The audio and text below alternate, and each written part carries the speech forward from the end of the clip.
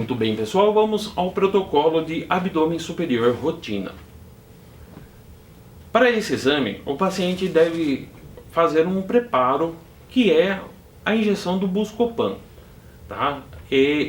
Essa injeção de Buscopan serve para diminuir os movimentos peristálticos do intestino. E após feito o Buscopan, você deve preservar, porque nós vamos usar a mesma veia para injetar o meio de contraste durante o estudo, mas para perto do final do estudo. O posicionamento desse paciente deve ser em decúbito dorsal, entrando primeiramente os pés. A bobina deve ser uma bobina de superfície. Você deve colocar também nesse paciente a cinta de respiração, essa cinta que serve para a compensação de respiração em algumas sequências.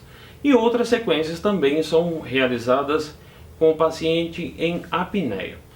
Esse é um estudo de longa duração, tá? De 40 a 60 minutos, e você deve sempre informar o paciente. Quando você for injetar o meio de contraste, muito provavelmente vai fazer uma pressão na veia, e isso pode incomodar o paciente. Então, você deve também falar para ele. Por quê? Porque tem paciente que assusta com a injeção do meio de contraste e acaba se mexendo e acaba saindo do lugar. Você pode perder a sua programação, tá bom? Fala para ele que esse incômodo é passageiro, né? Ele vai compreender e você não vai perder o seu exame, não vai ter que replanejar tudo de novo, tá? E aí é isso. Posicionado, o paciente vai para dentro da máquina, onde iniciamos então a programação. Planejamento do abdômen superior, rotina. Olá a todos, sejam muito bem-vindos a mais um importante estudo por ressonância magnética.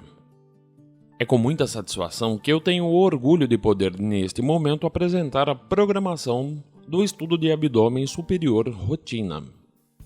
Antes de iniciar o estudo de abdômen, gostaria de dizer que neste planejamento serão realizadas séries com o paciente respirando espontaneamente e séries com o paciente em apneia.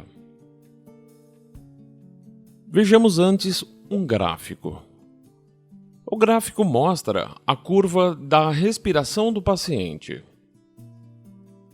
Esta curva é uma representação gráfica do movimento do abdômen percebido através daquele dispositivo colocado no paciente lá no posicionamento. A homogeneidade desta curva está diretamente relacionada à qualidade da frequência da respiração da paciente. E a qualidade da imagem está diretamente relacionada à homogeneidade da curva gráfica que representa a respiração. E é por esse motivo que deveremos sempre orientar bem nossos pacientes. Em seguida, o computador começa a marcar pontos onde a respiração está sempre constante. E é exatamente nestes pontos da respiração do paciente que o computador fará as imagens. Vamos ao planejamento. Começamos este estudo com uma aquisição em 3 planos, que deve ter o FOV de imagem de 48 cm. Normalmente o FOV de 48 cm é o maior FOV adquirido em qualquer máquina de ressonância magnética. Como planejar as imagens em 3 planos, assista ao capítulo iniciando em RM01. Em seguida, deveremos passar a calibração, que é uma sequência utilizada única e exclusivamente pela máquina, e sem nenhum valor de imagem. Esta série deverá varrer toda a área de aquisição com uma boa sobra, tanto acima como abaixo, assim como demonstrado em seu monitor. Na sequência, planejamos o axial T2 com supressão da gordura ou primeiro eco. Esta série é do tipo 2D e deve ser planejada desde acima do diafragma e abaixo do polo inferior de ambos os rins. Para isso, você deverá passar as imagens do plano coronal, marcar o ponto mais alto do abdômen superior e abaixo do polo inferior dos rins para A seguir, aplicar os cortes, ajustando-os nos 3 planos da imagem localizadora. Esses cortes devem ter 6 mm de espessura com 1 mm de espaçamento, e o FOV de aquisição deverá ser ajustado de acordo com cada paciente. Essa sequência deve ser realizada com o paciente respirando espontaneamente, devido ao longo tempo de demora. O tempo de eco nesta série deve ser de aproximadamente 80 milissegundos. A seguir, deveremos planejar o axial T2 sem supressão da gordura, que é também chamado de segundo eco. Esta série deverá ter seu tempo de eco por volta de 160 milissegundos, e o TR, assim como ocorre com o primeiro eco, terá seu valor variado de acordo com o número de cortes versus frequência respiratória. As demais configurações de corte, espaçamento e área de imagem deverão ser copiadas do axial primeiro eco. Na sequência do estudo, você deverá programar a difusão. Estas imagens deverão ser planejadas na mesma área que o axial T2 e a espessura dos cortes devem ser idênticas. Esta técnica permite caracterizar alterações na motilidade das moléculas de água e tem se tornado uma valiosa ferramenta de análise em lesões tumorais. Assim que realizada a sequência, deveremos fazer o mapa de ADC, que servirá para o médico seguir com o relatório. Ademais, a difusão é uma série de tempo longo e deverá ser realizada com o paciente respirando espontaneamente.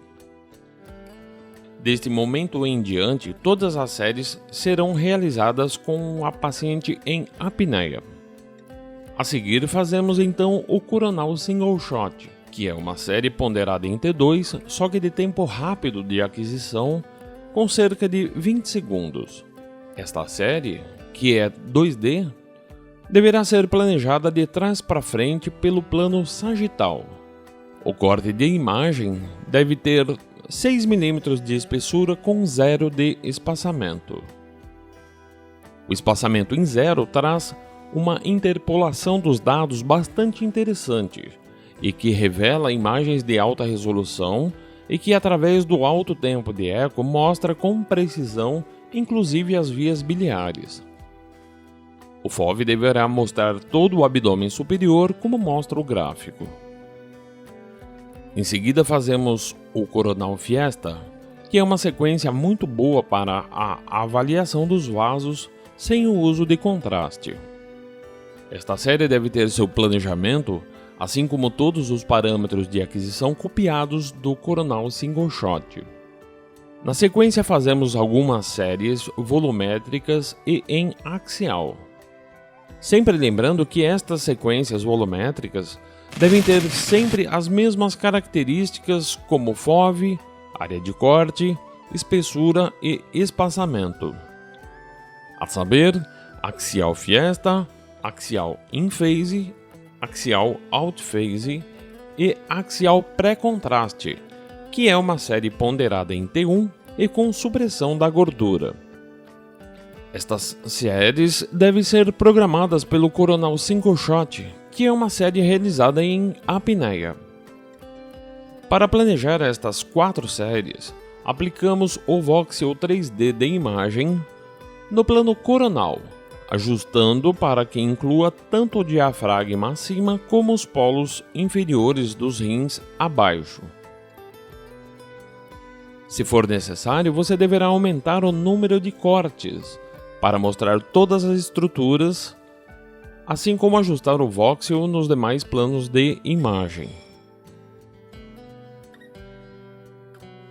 Depois de realizar as 4 séries anteriores, vamos injetar o contraste de forma dinâmica. Ou seja, assim que o técnico de enfermagem começa a injetar, marcamos cerca de 12 segundos e fazemos a fase arterial, que é uma série exatamente igual à série pré-contraste já realizada. Assim que acabar a fase arterial, você executa as fases portal, de equilíbrio, tardia e, por fim, uma série volumétrica do abdômen no plano coronal. Quase sempre injetamos contraste neste estudo e os motivos são muitos para fazê-lo. Caso haja algum retardo de excreção renal, poderemos ainda fazer uma nova série em axial, denominada retardo.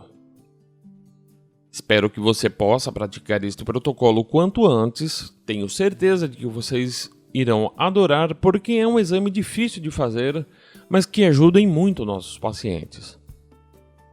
Se você está nos assistindo no YouTube, aproveite para se inscrever e compartilhe o nosso material no Facebook. É rápido e fácil. Um grande abraço do amigo Marcelo Alves, mais uma vez para Neurovídeo.